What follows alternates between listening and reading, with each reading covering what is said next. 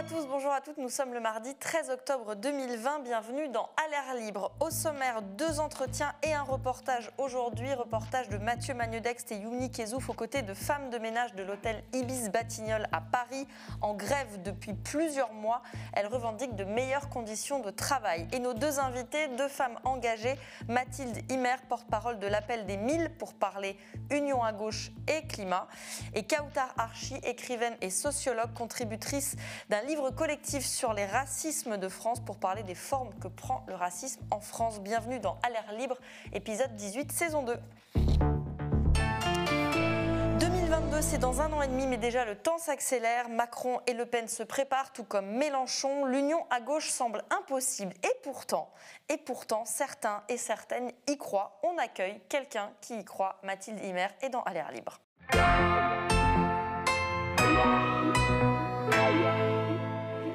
Bienvenue dans l'émission. Vous êtes cofondatrice des Gilets citoyens et membre du comité de gouvernance de la Convention citoyenne pour le climat. On va y revenir. D'ailleurs, vous revenez tout juste d'une action d'Extinction Rébellion à Paris. C'était comment ?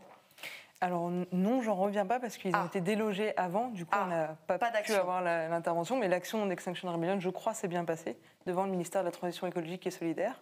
Il visait à dénoncer un double discours du gouvernement, si j'ai bien compris l'objet de leur action. Très bien, on va justement y revenir à ce double discours, existe-t-il ou pas. Alors, on vous a invité parce que vous êtes une grande optimiste, et ça fait du bien l'optimisme en ces temps difficiles. Vous plaidez pour l'union de la gauche, vous y croyez, vous êtes l'une des porte-paroles de l'Appel des 1000, ça s'appelle 2022.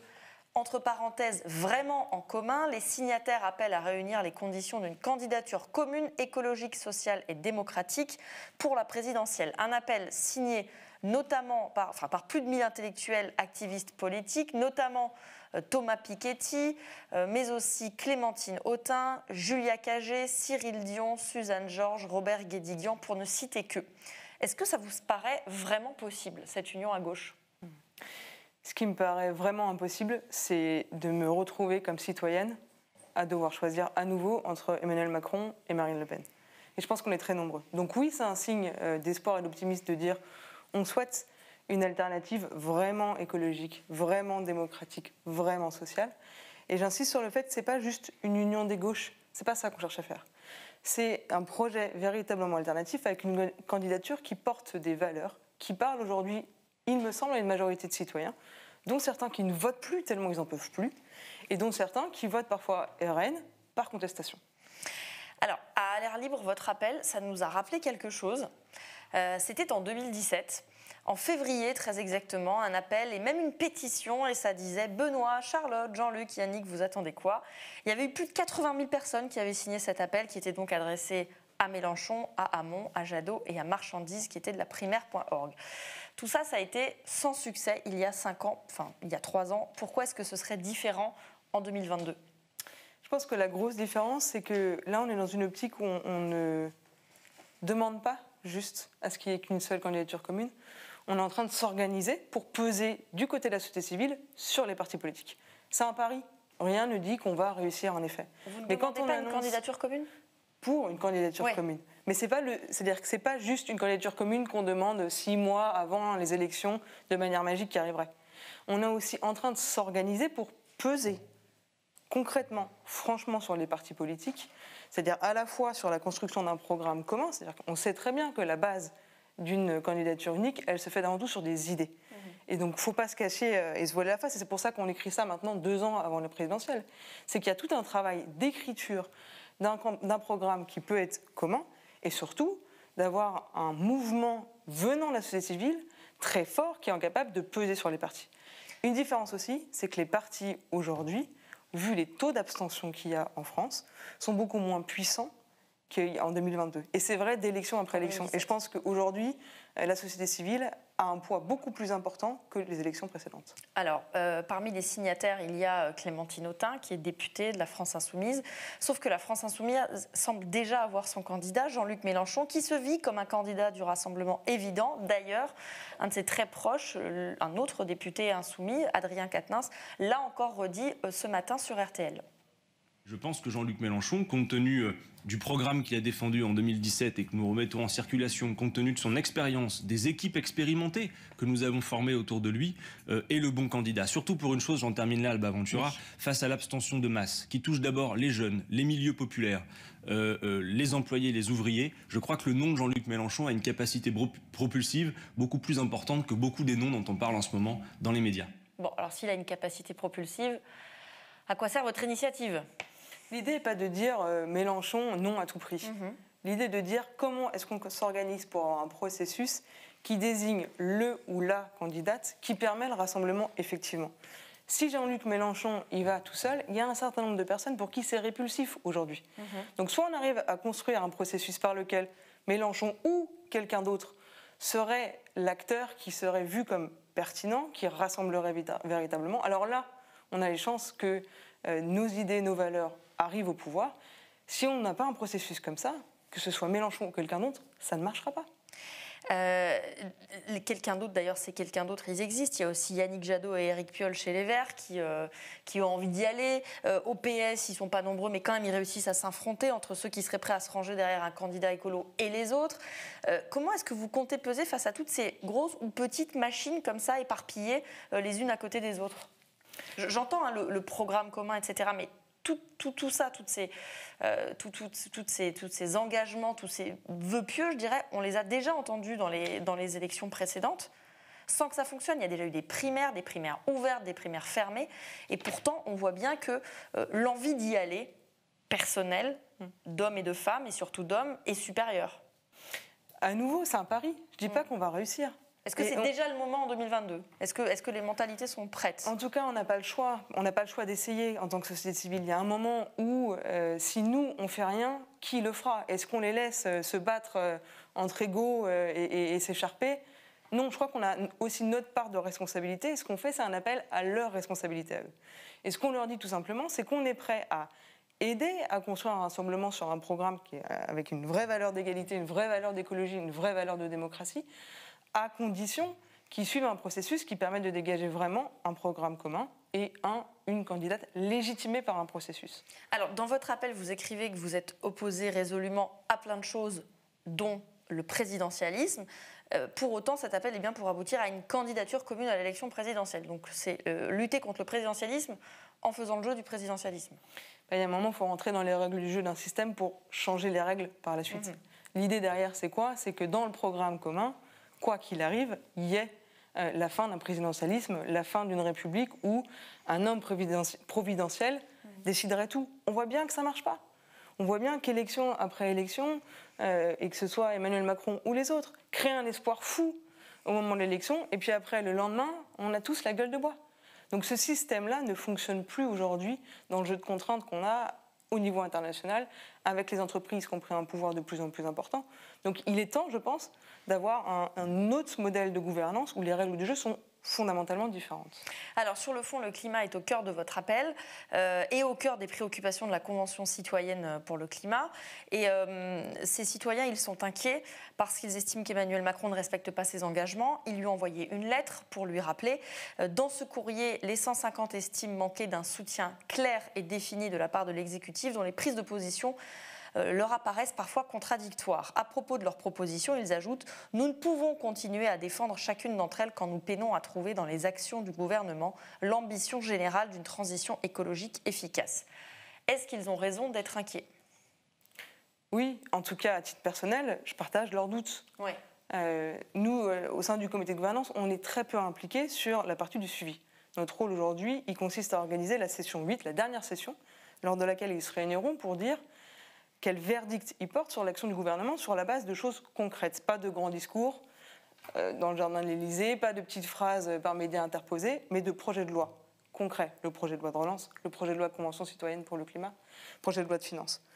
Donc ça, c'est là où nous, on est mobilisés. Néanmoins, leur inquiétude, je la partage. Quand on entend tous les 4 matins une proposition de la Convention se faire dégommer par un ministre, oui, l'inquiétude est là. Et je crois que le doute qu'ils ont, eux, et qu'ils ont posé de manière retenue mais ferme, je crois, me semble être partagée aussi par bon nombre de citoyens sur quelle place de l'écologie dans le programme du président de la République. Emmanuel Macron a déjà répondu à ce courrier en disant que certaines des propositions méritaient des ajustements. Comment vous comprenez ça, vous, des ajustements? C'est un enterrement de certaines des propositions ou c'est sincère?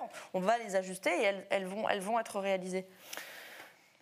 L'engagement qui a été pris par le président de la République vis-à-vis des 150, c'est sans filtre sur 146 mesures, vous y croyiez sur 149. Mais personne ne l'a obligé à dire sans filtre. Personne ne l'a obligé au début du processus, personne ne l'a obligé le 29 juillet à répéter à nouveau ce sans filtre sur 146 mesures. Mais les promesses n'engagent que ceux qui y croient. Oui, mais il y a un moment où du coup le jugement, il engage ceux à qui la promesse a été faite. Comment vous voulez peser alors? Comment vous pouvez peser sur ce non-respect des 146 sur 149? Je pense que c'est déjà en train d'être fait. C'est-à-dire que le débat qui s'est ouvert suite à la Convention, c'est quelle écologie on veut. Il y a un débat qui s'ouvre entre ceux qui sont pour la croissance verte, ceux qui sont pour la décroissance, ceux qui militent pour une autre forme de progrès. Je pense que c'est là-dessus qu'on pèse. C'est-à-dire que ça pose le débat à un niveau de précision qui n'était pas là jusqu'ici, où tout le monde se repeignait en vert de manière un peu sympathique. Un peu sympathique. Mais justement, si vous parlez de précision, si on est précis sur les mesures principales retoquées, le moratoire sur la 5G, quand on entend ce que dit Emmanuel Macron, comment est-ce que vous voulez peser là-dessus? Sur l'écocide, il en est hors de question, disait la ministre de la Justice précédente, la baisse de la TVA sur les billets de train, l'interdiction de construire ou d'étendre des aéroports, toutes ces mesures prônées par la Convention citoyenne sur le climat ont été dégommées à longueur d'interviews dans les médias par les ministres concernés. Pour moi, il y a deux choses. Il y a le travail des 150 et la société civile. Les 150, ils ont fait leur boulot. Ils se sont réunis pendant 7 week-ends pour répondre à un mandat qui est de faire des propositions qui allient ambition climatique, justice sociale. Aujourd'hui, ils acceptent bénévolement et sérieusement de faire le suivi, c'est-à-dire d'expliquer leurs propositions si elles ne sont pas claires.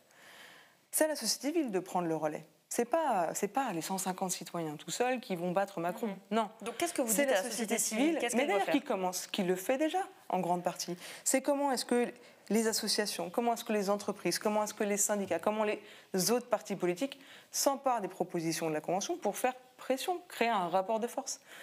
Si on entend parler de la Convention tous les 4 matins dans les médias, c'est aussi que ce rapport de force, il existe. On voit bien que le président de la République peine vraiment beaucoup à convaincre sur son bilan écolo, malgré la Convention, alors qu'il pensait en faire le cœur de son bilan écologique.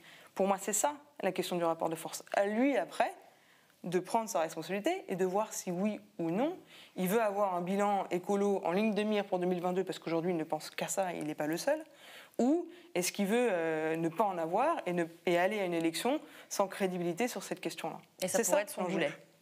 Ça pourrait être son boulet, son bilan écolo pour l'élection. Ça pourrait être un boulet, oui. Ah, pas le seul. À titre personnel, je pense que c'est pas le seul.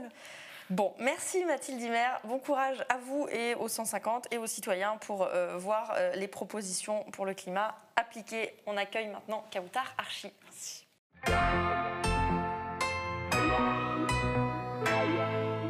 Bonjour Kautar Archi, bienvenue. Bonjour, merci. Vous êtes écrivaine, sociologue, installez-vous, et vous avez écrit un chapitre de Racisme de France, un ouvrage collectif dirigé par Omar Slaouti, Olivier Lecourt Grand-Maison aux éditions La Découverte, une somme de contributions de diverses personnalités pour raconter les facettes du racisme français. Pourquoi est-ce que ce livre est important ? Alors tout d'abord, j'ai écrit ce chapitre avec un chercheur, oui, Karim Mamou, exact. qui est mon co-auteur. Redites-moi votre question. Oui, pourquoi est-ce que ce livre est important? Pourquoi c'est important d'avoir concentré toutes ces contributions pour décortiquer les racismes de France? Je pense que c'est un ouvrage important et qui était absolument nécessaire à réaliser, puisque actuellement, et depuis un certain nombre d'années maintenant, en France se constitue quelque chose autour de la question raciale, pour aller très vite, et qui est de plus en plus construite, bâtie comme une sorte d'enjeu démocratique absolument fondamental.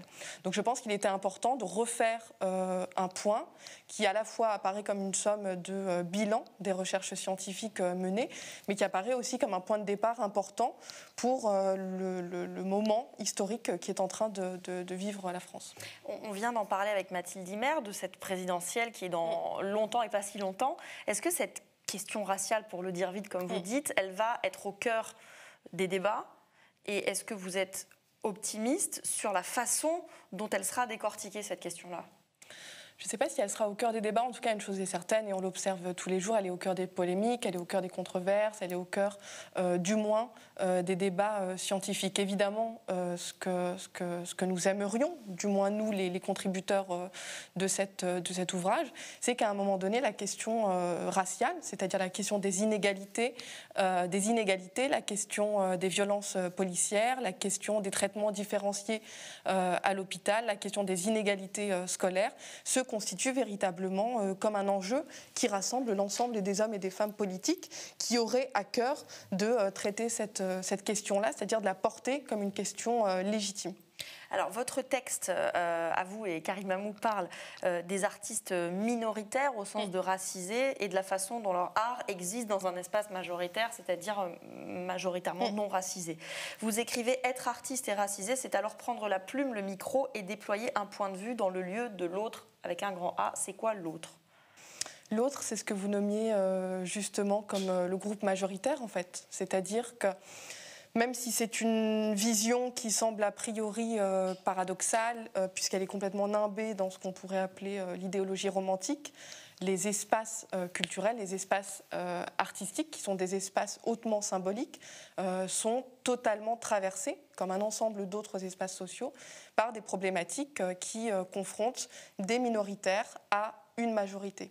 Et ce rapport de force-là, il est souvent euphémisé, il est souvent voilé par le fait que l'art ne serait qu'une question de génie, de talent, de compétences innées, etc. Ce qu'on a essayé de montrer dans ce chapitre avec Karim Amou, c'est de montrer qu'au contraire, les artistes qui sont racisés, hommes et femmes, c'est-à-dire qui sont soumis à de potentielles discriminations raciales ou qui sont à un moment donné soumis à la possibilité d'être considérés uniquement comme un membre ou une membre d'une communauté donnée, la communauté des Arabes, la communauté des Noirs, des Asiatiques, des Roms, etc., ont sur le dos une sorte de double travail, à la fois le travail artistique, le fait de créer, le fait de rapper, le fait de chanter, le fait d'écrire, de monter des pièces de théâtre, etc. Mais ce travail primaire, il est redoublé par un deuxième travail qui est celui de maintenir une sorte de possibilité universelle autour de ce travail-là. C'est-à-dire comment faire pour que la parole des personnes qui sont placées en situation minoritaire ne soit pas à chaque fois ramenée à des formes de marginalisation et que le potentiel subversif puisse véritablement agir. D'ailleurs, sur les lieux, vous parlez de ségrégation des lieux culturels. C'est-à-dire que vous expliquez que pour les artistes comme pour le public, l'ampleur, je vous cite, des difficultés des non-blancs à accéder à certains lieux et institutions n'a pas d'équivalent pour les publics et artistes majoritaires, donc blancs, désirant eux participer aux lieux relégués, concédés aux personnes racisées. Oui, effectivement, on est ici typiquement dans des formes d'inégalités qui sont très sophistiquées, qui sont très nimbées dans ce que j'appelais avant l'idéologie romantique. Quand on observe les trajectoires des artistes, quand on essaie de comprendre quelles ont été leurs tentatives de se professionnaliser, quand on observe la manière dont ils parviennent ou non à accéder, par exemple, à des espaces de reconnaissance, de haute reconnaissance, on s'aperçoit très vite qu'il y a ce qu'on appelle effectivement des lieux de ségrégation. En littérature, parfois, on a pu parler de ghetto littéraire, par exemple. Et effectivement, par exemple, au début des années 2000, se constitue une forme de ghetto littéraire dans lequel ont été rangés ceux qu'on a appelés les écrivains, les écrivaines de banlieue, et plus précédemment encore, les écrivains ou écrivaines de l'immigration. Donc on voit bien comment, en littérature du moins, dans un espace qui est censé rassembler des personnes qui parleraient tous la même langue, la langue française, cette cohabitation au sein d'un même espace symbolique, elle n'existe pas. La question des écrivains français et des écrivains francophones, par exemple, est typique. Le fait de différencier français et francophone, alors qu'on pourrait les mettre dans une librairie sur la même étagère. C'est ce que vous appelez l'universalisme littéraire, ou plutôt le fait qu'il n'y a pas d'universalisme littéraire, ou qu'il faut en finir avec cette idée. Oui, dans le cas littéraire, moi, c'est ce qui me fascine à chaque fois, c'est qu'on a une véritable fabrique de ce qu'on pourrait appeler l'altérité. C'est-à-dire que l'institution littéraire française, et on pourrait revenir historiquement sur son histoire, elle est complètement traversée par une certaine blanchité, c'est-à-dire par la conception d'un groupe majoritaire qui se perçoit comme universel, qui se perçoit comme ayant atteint le sommet du progrès, le sommet de la modernité, et au bas de cette échelle-là existent, ou en tout cas tentent d'exister, ceux qui ont plutôt l'habitude d'être particularisés, c'est-à-dire renvoyés à des problématiques non pas universelles, mais des problématiques qui sont jugées comme locales, particulières, identitaires, culturalisées, etc. Donc on voit bien ici des inégalités très fortes qui se jouent. L'universalisme littéraire est un peu ce que le neutre est au masculin. Ouais, on pourrait dire ça. Qu'est-ce que vous lisez en ce moment ou qu'est-ce que vous avez lu depuis la rentrée? C'est pas du tout une question piège, vous allez comprendre. Je viens de finir de lire l'ouvrage de Fatima Das. D'accord, voilà, Fatima Das, qu'on a reçu sur ce plateau. Je vous pose la question parce que, et je pose la question parce que sur l'invisibilisation des artistes racisés, je vous posais une question à partir d'un parallèle. L'élue féministe écolo et lesbienne Alice Coffin dit qu'elle ne lit ou n'écoute plus que des femmes pour rééquilibrer. Est-ce que vous dites ou vous diriez qu'il ne faut écouter et lire ou voir que des artistes racisés pour rééquilibrer? Je ne suis pas dans une position normative, donc je ne dirais pas ce qu'il faut ou ce qu'il ne faut pas faire. Mais en tout cas, pour ma part, je considère qu'effectivement, ce que dit Alice Coffin par rapport à l'invisibilisation des écrivaines et artistes femmes en général peut tout à fait être pensé pour les artistes, par exemple, descendants de l'immigration postcoloniale ou en lien avec la question de l'esclavage. Donc c'est évident qu'il y a à ce niveau-là un travail important à faire de revalorisation, de remise sur le devant de la scène de toute une partie du patrimoine français qui est considéré comme étant non français parce que la francité serait douteuse. Donc on voit bien ici comment, en plus, la position d'Alice Coffin, elle peut très bien s'articuler avec une perspective plus intersectionnelle puisque des femmes sont aussi des femmes non blanches élues de manière encore plus problématique en raison de cette altérité-là. Alors, dans ce chapitre de Racisme de France, vous écrivez aussi que l'artiste racisé est toujours susceptible d'être instrumentalisé, tel un paravent, symbole de mérite individuel, occultant les discriminations systémiques. Alors, est-ce que vous avez déjà écrit là-dessus et parlé de ça? Est-ce que Assia Djebar, en étant la première femme nord-africaine à entrer à l'Académie française, c'est un paravent? Ou bien est-ce utile et comment? Ou bien est-ce que c'est les deux? Je pense que le cas d'Assia Djebar est un cas extrêmement complexe, donc je ne voudrais pas ici le minimiser, mais vous avez raison, j'ai écrit là-dessus, donc on s'y référera facilement. Il est évident que la nomination d'Assia Djebar à l'époque, elle participe d'une logique particulière qui est portée par l'Académie française.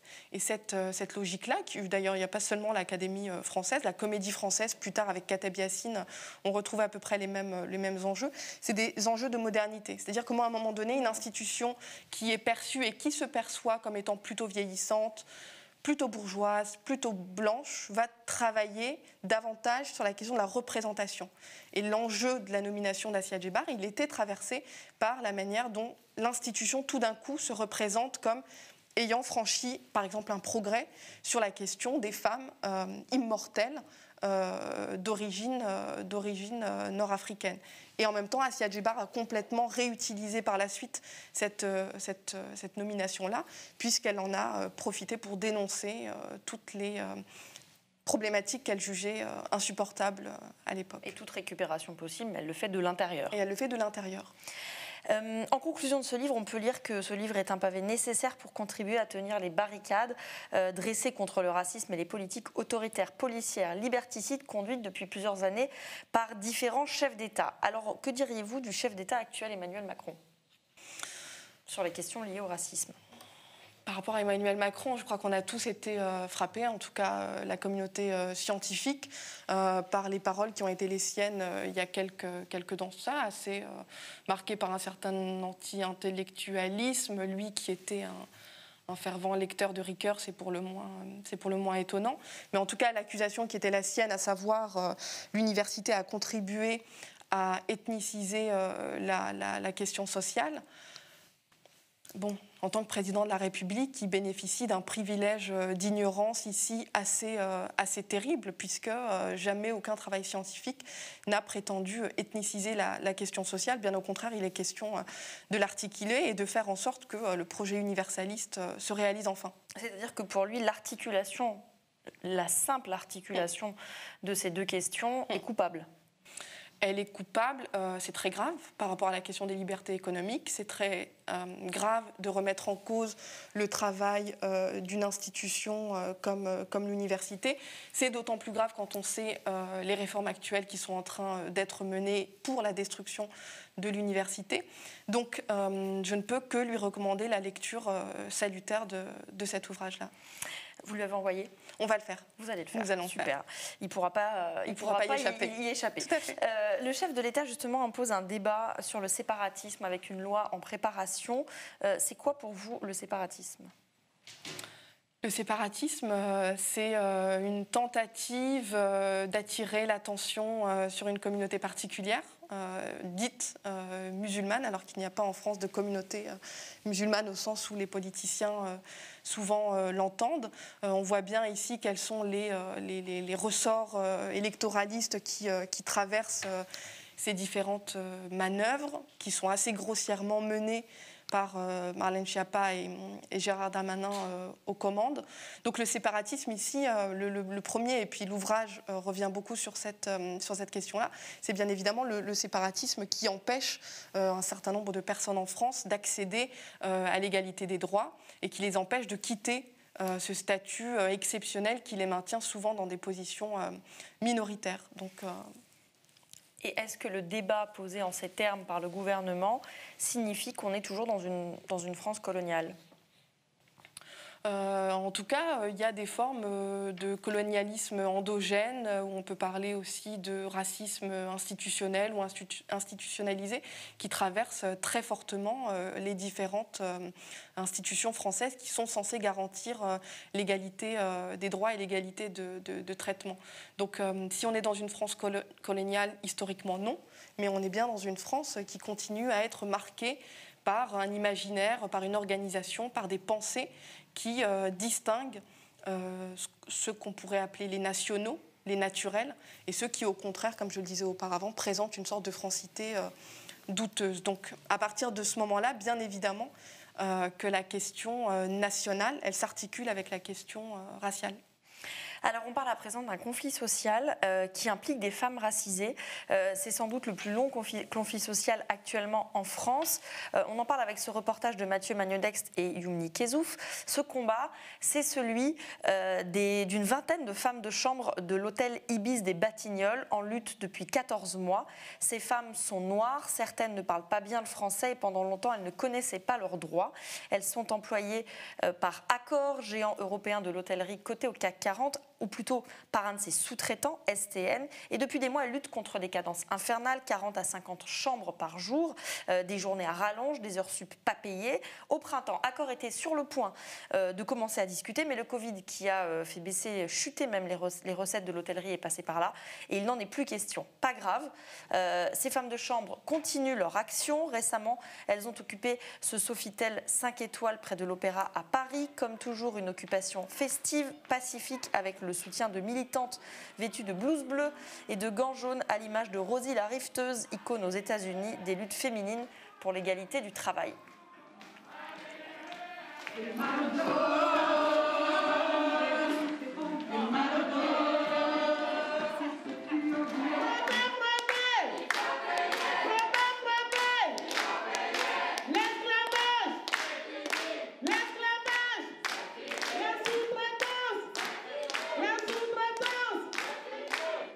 Parce qu'ils n'ont pas honte d'humilier les femmes de chambre et les gouvernantes. On est dans un pays de droit. Ça ne vous donne pas droit d'humilier ces femmes-là. Vous devrez avoir honte de vous. Vous devrez avoir honte de vous, le groupe Accor que vous êtes. Vous devrez avoir honte de vous. 14 mois de lutte pour simplement le droit que demandent les femmes de chambre. Vous jouez à la sourde oreille. Vous profitez du système du Covid-19 pour arrêter les négociations. Vous devrez avoir honte de vous.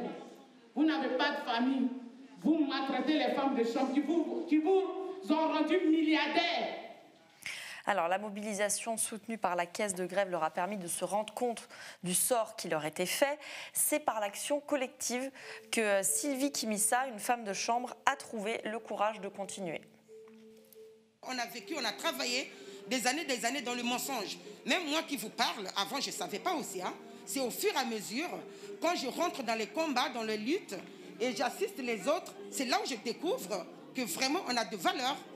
Donc on a de valeur, donc c'est quelque chose qu'on doit se lever pour se battre, quoi. Si moi-même je ne me bats pas pour moi, je ne sais pas qui peut le faire à ma place. Voilà, les soutiens viennent après. Mais c'est moi-même qui dois me lever pour dire que non, je suis fatiguée, j'en ai marre, je me bats, aidez-moi à me battre. Alors, leur mot d'ordre, la fin des abus en tout genre, du harcèlement au travail, harcèlement qui est parfois sexuel. En mars 2017, une de leurs collègues a été agressée sexuellement par l'ancien directeur de l'hôtel. L'homme a été mis en examen. Quelques jours plus tard, on les a donc retrouvés devant le siège du groupe Accor dans l'ouest parisien, sous la surveillance des agents de sécurité aux aguets et accompagnés des représentants de leur syndicat. Le travail de la femme de chambre doit être visible. On doit nous respecter. On doit arrêter les harcèlements moraux, les harcèlements sexuels dans les hôtels. Nous, les femmes de chambre, nous ne sommes pas des déchets du groupe Accor. Nous ne sommes pas des déchets du groupe Accor. Nous disons non. Donc, ce que nous demandons au directeur, simplement, c'est notre droit. Alors Rachel Keke, que nous venons d'entendre, est une des figures du mouvement. On l'a retrouvée dans son petit appartement dans la banlieue parisienne. Elle raconte la solidarité qui s'est créée au fil des mois. Je suis vraiment fière de moi, de cette lutte-là. Quand tu veux quelque chose, il faut y aller, il ne faut pas reculer. Donc, quand je suis là, j'appelle les collègues, je leur dis, on tient bon. Je leur dis, vous voyez, c'est comme le foot. Souvent, quand tu perds, qu'ils reviennent, ils vont à mi-temps, ils reviennent sur le terrain, ils se conseillent, se disent, bon, allez les gars, qu'est-ce qu'on fait? On se donne au maximum pour pouvoir prendre cette coupe-là. Donc, c'est ce que je leur dis. Je leur dis, c'est vrai que c'est dur. Il ne faut pas baisser les bras parce que si on baisse les bras, déjà c'est une humiliation pour nous. On est plus que des amis. Je peux dire qu'on est devenus même des frères, comme des frères de même père, même mère, parce que quand on travaillait, quand tu arrives, bonjour, bonsoir, voilà, ça s'arrêtait là, mais la grève nous a beaucoup reliés, ça nous a familiarisés plus et ça nous a permis aussi à se connaître. Je pense que c'est quand vous vous connaissez, quand vous vous familiarisez dans une lutte, ça dure longtemps.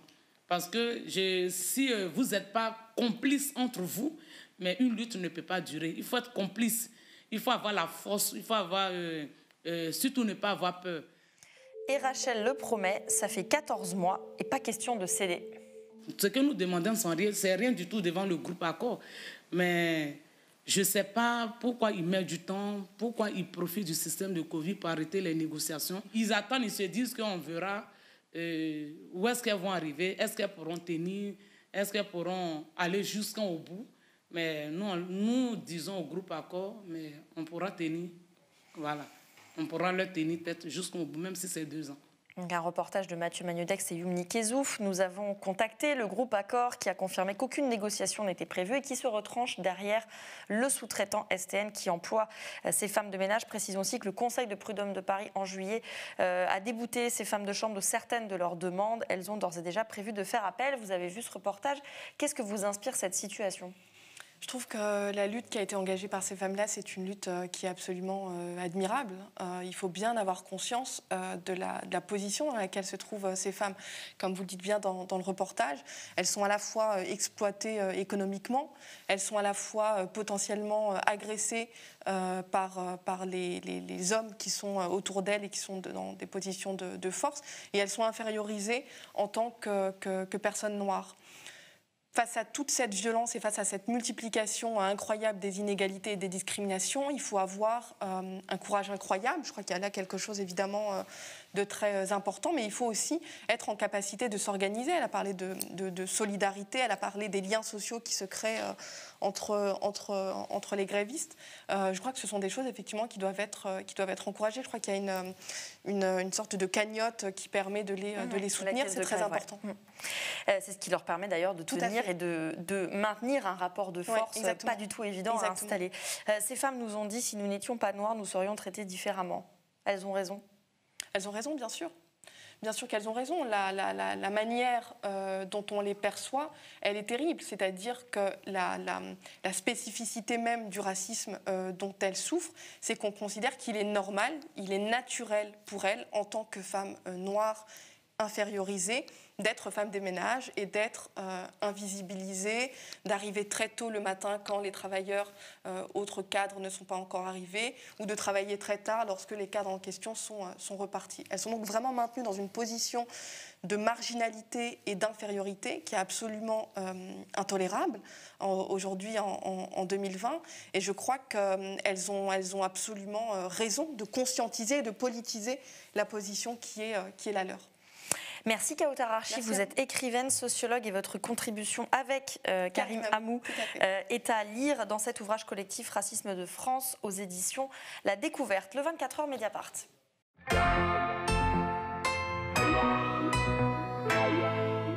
Si vous n'avez pas lu Mediapart depuis 24 heures, voici un résumé de 3 articles à ne pas manquer. Numéro 1, une longue et passionnante analyse de la situation américaine par François Bonnet. À moins de 4 semaines de l'élection, le constat est sans appel. 20 ans de guerre ininterrompue ont remodelé en profondeur l'empire américain pour en faire un État voyou. La société américaine bascule dans un extrémisme enragé au nom de Dieu et d'un messianisme blanc et dominateur. Quel programme? Numéro 2, Jérôme Ourdeau écrit sur la censure exercée par le ministère de l'Intérieur à l'encontre de l'artiste scientifique Paolo Sirio. Il voulait dénoncer la reconnaissance faciale en exposant des visages de policiers trouvés sur Internet et en appelant à les identifier. C'était sans compter la colère des syndicats de policiers et du ministre de l'Intérieur. Son expo a été annulée et l'artiste a quitté la France. Enfin, numéro 3, Ludovic Lamant se penche sur le retour inattendu de la taxe sur les transactions financières à Bruxelles. Une majorité d'eurodéputés la réclame pour financer la relance ou encore pour financer des mesures de Green Deal. Mais Paris, la France, continue de plaider pour une taxe à minima où les dérivés ne seraient pas taxés. Comme c'est surprenant. À l'air libre, c'est fini pour aujourd'hui. Merci de nous suivre. À demain, même heure, même endroit. Bonne soirée. Salut.